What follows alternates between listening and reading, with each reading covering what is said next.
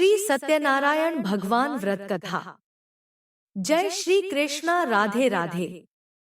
सभी को वट पूर्णिमा की हार्दिक शुभकामनाएं। प्रेम से बोलिए श्री सत्यनारायण भगवान की जय। आज के दिन श्री सत्यनारायण भगवान की कथा पढ़ी व सुनी जाती है। शास्त्रों में बताया गया है कि सत्यनारायण व्रत कथा का पाठ करने से व्यक्ति को 1000 यज्ञ करने के बराबर पुण्य फल की प्राप्ति होती है। सत्यनारायण भगवान व्रत कथा में भगवान विष्णु के सत्य स्वरूप के बारे में बताया गया है। इस व्रत का पाठ करने से घर में सुख समृद्धि का वास होता है और भगवान विष्णु की कृपा बनी रहती है। तो भक्त जनों, चलिए रसपान करते हैं श्री सत्यनारायण भगवान व्रत कथा का। एक समय की बात है, नैमिषारण्य तीर्थ में शौनिक आदि 88,000 ऋषियों ने श्री सूत जी से पूछा, हे प्रभु, इस कलयुग में वेद विद्या रहित मनुष्यों को प्रभु भक्ति किस प्रकार मिल सकती है तथा उनका उद्धार कैसे होगा?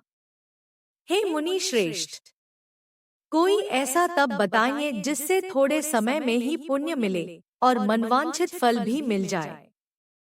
इस प्रकार की कथा सुनने की हम इच्छा रखते हैं।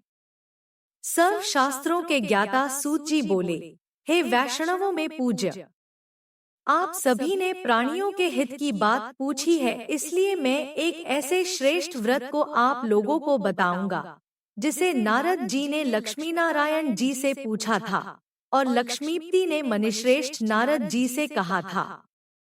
आप सब इसे ध्यान से सुनिए। एक समय की बात है, योगीराज नारद जी दूसरों के हित की इच्छा लिए अनेकों लोकों में घूमते हुए मृत्युलोक में आ पहुँचे। यहाँ उन्होंने अनेक योनियों में जन्मे प्राय सभी मनुष्यों को अपने कर्मों द्वारा अनेकों दुखों से पीड़ित देखा। उनका दुख देख नारद जी सोचने लगे कि कैसा यत्न किया जाए जिसके करने से निश्चित रूप से मानव के दुखों का अंत हो जाए। इसी विचार पर मनन करते हुए वह विष्णुलोक में गए। वहाँ वह देवों के ईश नारायण की स्तुति करने लगे, जिनके हाथों में शंख, चक्र, गदा और पद्म थे, गले में वरमाला पहने हुए थे। स्तुति करते हुए नारद जी बोले, हे भगवान, आप अत्यंत शक्ति से संपन्न हैं, मन तथा वाणी भी आपको नहीं पा सकती हैं। आपका आदि, मध्य तथा अंत नहीं है। निर्गुण स्वरूप सृष्टि के कारण भक्तों के दुख को दूर करने वाले हैं। आपको मेरा नमस्कार है। नारद जी की स्तुति सुन विष्णु भगवान बोले, हे मुनिश्रेष्ठ, आपके मन में क्या बात है? आप किस काम के लिए पधारे हैं? उसे निसंकोच कहो। इस पर नारद मुनि बोले कि मृत्युलोक में अनेक योनियों में जन्मे मनुष्य अपने कर्मों के द्वारा अनेकों दुख से दुखी हो रहे हैं। हे नाथ, आप मुझ पर दया रखते हैं, तो बताइए कि वो मनुष्य थोड़े प्रयास से ही अपने दुखों से कैसे छुटकारा पा सकते हैं। श्रीहरि बोले, हे नारद, मनुष्यों की भलाई के लिए तुमने बहुत अच्छी बात पूछी है। जिसके करने से मनुष्य मोह से छूट जाता है, वह बात मैं कहता हूँ, उसे सुनो। स्वर्ग लोक व मृत्युलोक दोनों में एक दुर्लभ उत्तम व्रत है जो पुण्य देने वाला है। आज प्रेमवश होकर मैं उसे तुमसे कहता हूँ। श्री सत्यनारायण भगवान का यह व्रत अच्छी तरह विधान पूर्वक करके मनुष्य तुरंत ही यहाँ सुख भोग कर मरने पर मोक्ष पाता है। श्रीहरि के वचन सुन नारद जी बोले कि उस व्रत का फल क्या है और उसका विधान क्या है? यह व्रत किसने किया था? इस व्रत को किस दिन करना चाहिए? सभी कुछ विस्तार से बताएं। नारद की बात सुनकर श्रीहरि बोले, दुख व शोक को दूर करने वाला यह सभी स्थानों पर विजय दिलाने वाला है। मानव को भक्ति व श्रद्धा के साथ शाम को श्री सत्यनारायण की पूजा धर्म परायण होकर ब्राह्मणों व बंधुओं के साथ करनी चाहिए। भक्ति भाव से ही नैवेद्य, केले का फल, घी, दूध और गेहूं का आटा सवाया ले।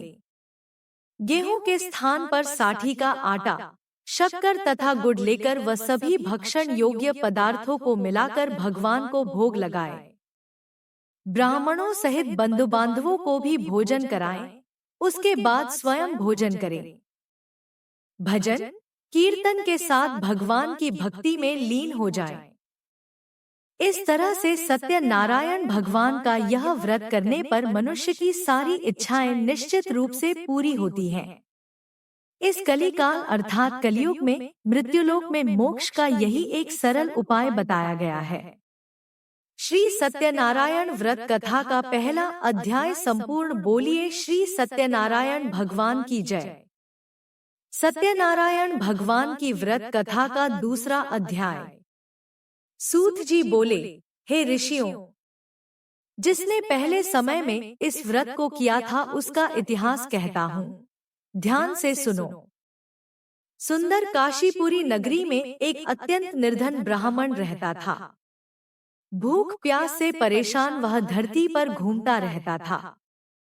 ब्राह्मणों से प्रेम करने वाले भगवान ने एक दिन ब्राह्मण का वेश धारण कर उसके पास जाकर पूछा, हे विप्र, नित्य दुखी होकर तुम पृथ्वी पर क्यों घूमते हो? दीन ब्राह्मण बोला, मैं निर्धन ब्राह्मण हूँ, भिक्षा के लिए धरती पर घूमता हूँ। हे भगवान, यदि आप इसका कोई उपाय जानते हो तो बताइए। वृद्ध ब्राह्मण कहता है कि सत्यनारायण भगवान मनोवांछित फल देने वाले हैं, इसलिए तुम उनका पूजन करो। इसे करने से मनुष्य सभी दुखों से मुक्त हो जाता है। वृद्ध ब्राह्मण बनकर आए सत्यनारायण भगवान उस निर्धन ब्राह्मण को व्रत का सारा विधान बताकर अंतर्धान हो गए। ब्राह्मण मन ही मन सोचने लगा कि जिस व्रत को वृद्ध ब्राह्मण करने को कह गया है मैं उसे जरूर करूंगा। यह निश्चय करने के बाद उसे रात में नींद नहीं आई। वह सवेरे उठकर सत्यनारायण भगवान के व्रत का निश्चय कर भिक्षा के लिए चला गया। उस दिन निर्धन ब्राह्मण को भिक्षा में बहुत धन मिला, जिससे उसने बंधु बांधवों के साथ मिलकर श्री सत्यनारायण भगवान का व्रत संपन्न किया। भगवान सत्यनारायण का व्रत संपन्न करने के बाद वह निर्धन ब्राह्मण सभी दुखों से छूट गया और अनेक प्रकार की संपत्तियों से युक्त हो गया। उसी समय से यह ब्राह्मण हर माह इस व्रत को करने लगा। इस तरह से सत्यनारायण भगवान के व्रत को जो मनुष्य करेगा वह सभी प्रकार के पापों से छूटकर मोक्ष को प्राप्त होगा। जो मनुष्य इस व्रत को करेगा वह भी सभी दुखों से मुक्त हो जाएगा। सूत जी बोले कि इस तरह से नारद जी से नारायण जी का कहा हुआ श्री सत्यनारायण व्रत को मैंने तुमसे कहा। हे विप्रो, मैं अब और क्या कहूँ? ऋषि बोले, हे मुनिवर, संसार में उस विप्र से सुनकर और किस किस ने इस व्रत को किया, हम सब इस बात को सुनना चाहते हैं। इसके लिए हमारे मन में श्रद्धा का भाव है। सूत जी बोले, हे मुनियों, जिस जिस ने इस व्रत को किया है वे सब सुनो। एक समय वही विप्र धन व ऐश्वर्य के अनुसार अपने बंधु बांधवों के साथ इस व्रत को करने को तैयार हुआ। उसी समय एक लकड़ी बेचने वाला बूढ़ा आदमी आया और लकड़ियां बाहर रखकर अंदर ब्राह्मण के घर में गया। प्यास से दुखी वह लकड़हारा उनको व्रत करते देख विप्र को नमस्कार कर पूछने लगा कि आप यह क्या कर रहे हैं? तो उन्होंने बताया कि व्रत कर रहा हूँ तथा इसे करने से क्या फल मिलेगा, कृपया मुझे भी बताएं। ब्राह्मण ने कहा कि सब मनोकामनाओं को पूरा करने वाला यह सत्यनारायण भगवान का व्रत है। इनकी कृपा से ही मेरे घर में धन धान्य आदि की वृद्धि हुई है। विप्र से सत्यनारायण व्रतिया के बारे में जानकर लकड़हारा बहुत प्रसन्न हुआ। चरणामृत लेकर व प्रसाद खाने के बाद वह अपने घर गया। लकड़हारे ने अपने मन में संकल्प किया कि आज लकड़ी बेचने से जो धन मिलेगा उसी से श्री सत्यनारायण भगवान का उत्तम व्रत करूंगा। मन में इस विचार को ले बूढ़ा आदमी सिर पर लकड़ियां रख उस नगर में बेचने गया जहां धनी लोग ज्यादा रहते थे। उस नगर में उसे अपनी लकड़ियों का दाम पहले से 4 गुना अधिक मिलता है। बूढ़ा प्रसन्नता के साथ दाम लेकर केले, शक्कर, घी, दूध, दही और गेहूं का आटा ले और सत्यनारायण भगवान के व्रत की अन्य सामग्रियां लेकर अपने घर गया। वहां उसने अपने बंधु बांधवों को बुलाकर विधि विधान से सत्यनारायण भगवान का पूजन और व्रत किया। इस व्रत के प्रभाव से वह बूढ़ा लकड़हारा धन पुत्र आदि से युक्त होकर संसार के समस्त सुख भोग अंत काल में बैकुंठ धाम चला गया। श्री सत्यनारायण व्रत कथा का दूसरा अध्याय संपूर्ण। बोलिए श्री सत्यनारायण भगवान की जय। सत्यनारायण भगवान की व्रत कथा का तीसरा अध्याय। सूत जी बोले, हे श्रेष्ठ मुनियों, अब आगे की कथा कहता हूँ। पहले समय में उल्कामुख नाम का एक बुद्धिमान राजा था। वह सत्यवक्ता और जितेंद्रिय था। प्रतिदिन देव स्थानों पर जाता और निर्धनों को धन देकर उनके कष्ट दूर करता था। उसकी पत्नी कमल के समान मुख वाली तथा सती साध्वी थी। भद्रशिला नदी के तट पर उन दोनों ने श्री सत्यनारायण भगवान का व्रत किया। उसी समय साधु नाम का एक वैश्य आया। उसके पास व्यापार करने के लिए बहुत सा धन भी था। राजा को व्रत करते देखकर वह विनय के साथ पूछने लगा, हे राजन, भक्तिभाव से पूर्ण होकर आप यह क्या कर रहे हैं? मैं सुनने की इच्छा रखता हूँ, तो आप मुझे बताएं। राजा बोला, हे साधु, अपने बंधु बांधवों के साथ पुत्रादि की प्राप्ति के लिए एक महाशक्तिमान श्री सत्यनारायण भगवान का व्रत व पूजन कर रहा हूँ। राजा के वचन सुन साधु आदर से बोला, हे राजन, मुझे इस व्रत का सारा विधान कहिए। आपके कथनानुसार मैं भी इस व्रत को करूँगा। मेरी भी संतान नहीं है और इस व्रत को करने से निश्चित रूप से मुझे संतान की प्राप्ति होगी। राजा से व्रत का सारा विधान सुन व्यापार से निवृत्त हो वह अपने घर गया। साधु वैश्य ने अपनी पत्नी को संतान देने वाले इस व्रत का वर्णन कह सुनाया और कहा कि जब मेरी संतान होगी तब मैं इस व्रत को करूँगा। साधु ने इस तरह के वचन अपनी पत्नी लीलावती से कहे। एक दिन लीलावती पति के साथ आनंदित हो सांसारिक धर्म में प्रवृत्त होकर सत्यनारायण भगवान की कृपा से गर्भवती हो गई। 10वें महीने में उसके गर्भ से एक सुंदर कन्या ने जन्म लिया। दिनों दिन वह ऐसे बढ़ने लगी जैसे कि शुक्ल पक्ष का चंद्रमा बढ़ता है। माता पिता ने अपनी कन्या का नाम कलावती रखा। एक दिन लीलावती की मां ने मीठे शब्दों में अपने पति को याद दिलाया कि आपने सत्यनारायण भगवान के जिस व्रत को करने का संकल्प किया था उसे करने का समय आ गया है। आप इस व्रत को करिए।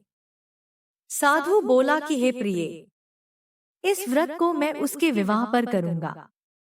इस प्रकार अपनी पत्नी को आश्वासन देकर वह नगर को चला गया।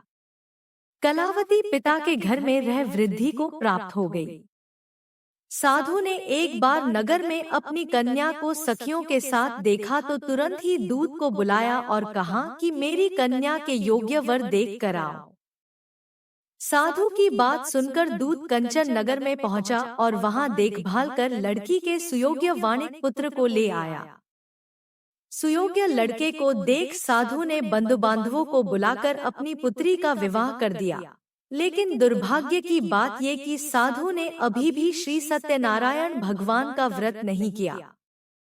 इस पर श्री भगवान क्रोधित हो गए और श्राप दिया कि साधु को अत्यधिक दुख मिले। अपने कार्य में कुशल साधु बनिया जमाई को लेकर समुद्र के पास स्थित होकर रत्नासारपुर नगर में गया। वहां जाकर दामाद ससुर दोनों मिलकर चंद्रकेतु राजा के नगर में व्यापार करने लगे। एक दिन भगवान सत्यनारायण की माया से एक चोर राजा का धन चुराकर भाग रहा था। उसने राजा के सिपाहियों को अपना पीछा करते देख चुराया हुआ धन वहां रख दिया जहां साधु अपने जमाई के साथ ठहरा हुआ था। राजा के सिपाहियों ने साधु वैश्य के पास राजा का धन पड़ा देखा तो वह ससुर जमाई दोनों को बांधकर प्रसन्नता से राजा के पास ले गए और कहा कि उन दोनों चोरों हम पकड़ लाए हैं, आप आगे की कार्यवाही की आज्ञा दें। राजा की आज्ञा से उन दोनों को कठिन कारावास में डाल दिया गया और उनका सारा धन भी उनसे छीन लिया गया। श्री सत्यनारायण भगवान से श्राप से साधु की पत्नी भी बहुत दुखी हुई। घर में जो धन रखा था उसे चोर चुरा ले गए। शारीरिक तथा मानसिक पीड़ा व भूख प्यास से अति दुखी हो अन्न की चिंता में कलावती ब्राह्मण के घर गई।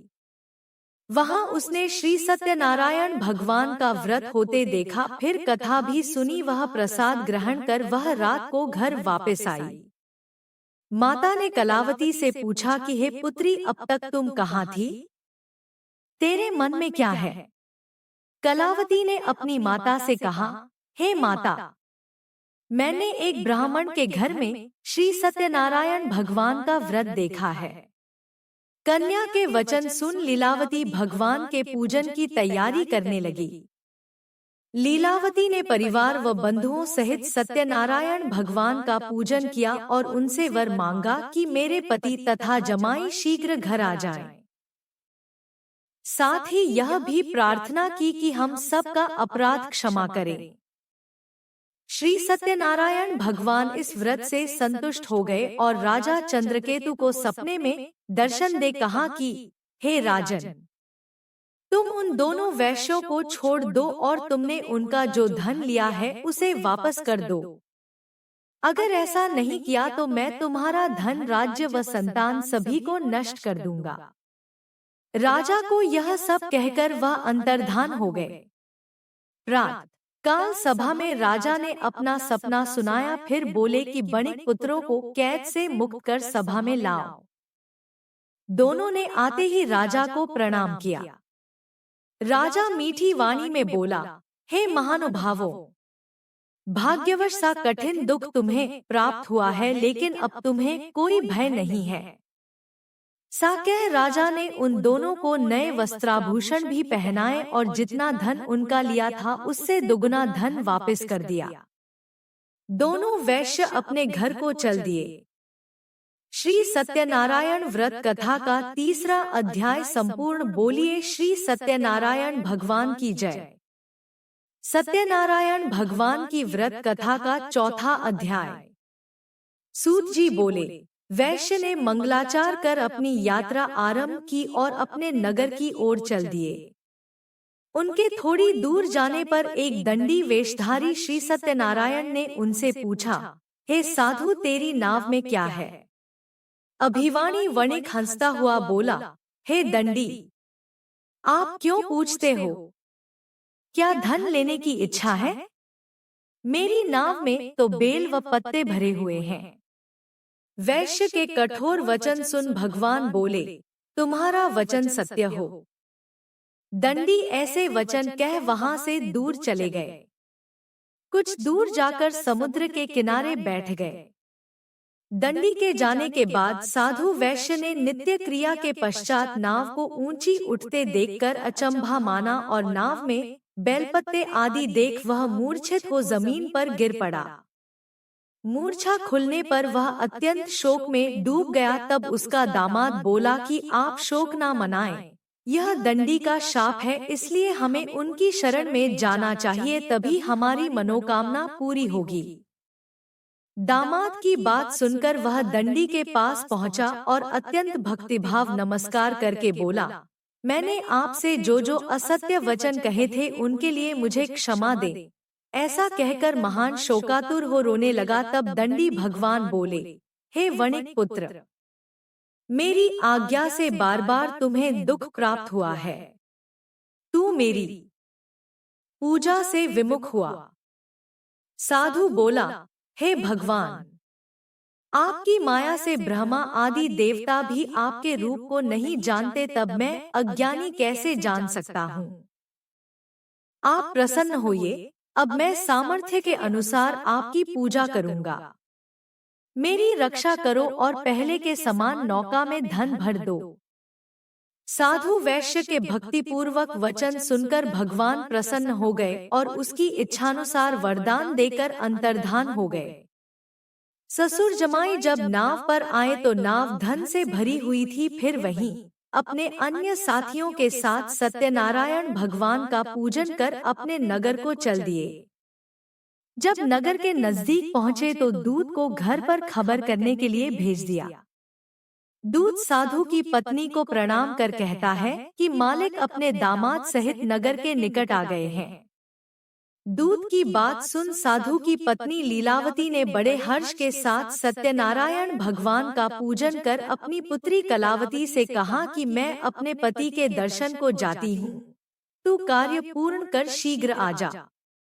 माता के से वचन सुन कलावती जल्दी में प्रसाद छोड़ अपने पति के पास चली गई। प्रसाद की अवज्ञा के कारण श्री सत्यनारायण भगवान रुष्ट हो गए और नाव सहित उसके पति को पानी में डुबो दिया। कलावती अपने पति को वहां ना पाकर रोती हुई जमीन पर गिर गई। नौका को डूबा हुआ देख व कन्या को रोता देख साधु दुखी होकर बोला कि हे प्रभु, मुझसे तथा मेरे परिवार से जो भूल हुई है उसे क्षमा करें। साधु के दीन वचन सुनकर श्री सत्यनारायण भगवान प्रसन्न हो गए और आकाशवाणी हुई, हे साधु, तेरी कन्या मेरे प्रसाद को छोड़कर आई है, इसलिए उसका पति अदृश्य हो गया है। यदि वह घर जाकर प्रसाद खाकर लौटती है तो इसे इसका पति अवश्य मिलेगा। ऐसी आकाशवाणी सुन कलावती घर पहुंचकर प्रसाद खाती है और फिर आकर अपने पति के दर्शन करती है। उसके बाद साधु अपने बंधु बांधवों सहित श्री सत्यनारायण भगवान का विधि विधान से पूजन करता है। इस लोक का सुख भोग वह अंत में स्वर्ग जाता है। श्री सत्यनारायण व्रत कथा का चौथा अध्याय संपूर्ण। बोलिए श्री सत्यनारायण भगवान की जय। सत्यनारायण भगवान की व्रत कथा का 5वां अध्याय।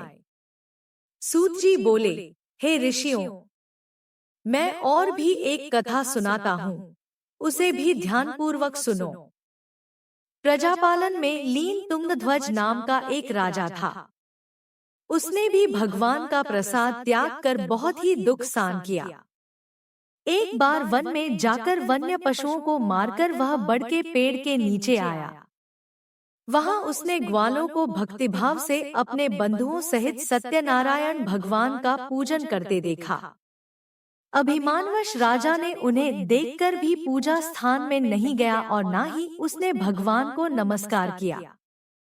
ग्वालों ने राजा को प्रसाद दिया, लेकिन उसने वह प्रसाद नहीं खाया और प्रसाद को वहीं छोड़ वह अपने नगर को चला गया। जब वह नगर में पहुंचा तो वहां सब कुछ तहस-नहस हुआ पाया तो वह शीघ्र ही समझ गया कि यह सब भगवान ने ही किया है। वह दोबारा ग्वालों के पास पहुंचा और विधि पूर्वक पूजा करके प्रसाद खाया तो श्री सत्यनारायण भगवान की कृपा से सब कुछ पहले जैसा हो गया। दीर्घकाल तक सुख भोगने के बाद मरणोपरांत उसे स्वर्गलोक की प्राप्ति हुई। जो मनुष्य परम दुर्लभ इस व्रत को करेगा तो भगवान सत्यनारायण की अनुकंपा से उसे धन धान्य की प्राप्ति होगी। निर्धन धनी हो जाता है और भयमुक्त हो जीवन जीता है। संतानहीन मनुष्य को संतान सुख मिलता है और सारे मनोरथ पूर्ण होने पर मानव अंतकाल में बैकुंठ धाम को जाता है। सूत जी बोले, जिन्होंने पहले इस व्रत को किया है, अब उनके दूसरे जन्म की कथा कहता हूँ। वृद्ध शतानंद ब्राह्मण ने सुदामा का जन्म लेकर मोक्ष की प्राप्ति की। लकड़हारे ने अगले जन्म में निषाद बनकर मोक्ष प्राप्त किया। उल्कामुख नाम का राजा दशरथ होकर बैकुंठ को गए। साधु नाम के वैश्य ने मोरध्वज बनकर अपने पुत्र को आरे से चीरकर मोक्ष पाया। महाराज तुंगध्वज ने स्वयंभू होकर भगवान में भक्तियुक्त हो कर्म कर मोक्ष पाया। श्री सत्यनारायण व्रत कथा का 5वां अध्याय संपूर्ण। बोलिए श्री सत्यनारायण भगवान की जय। भक्तजनों, यदि आपको हमारे चैनल के द्वारा उपलब्ध कराई गई जानकारी व पौराणिक कथा सुनना अच्छा लगा है तो वीडियो को लाइक करें, कमेंट करें, अपने रिश्तेदारों व मित्रों के साथ शेयर करें। हमारे चैनल को सब्सक्राइब करें और बेल आइकन को दबाएं ताकि हमारे हर नए वीडियो की अपडेट आप तक सबसे पहले पहुंचे। हमारा चैनल आपके सुखी व मंगलमय जीवन की कामना करता है। धन्यवाद।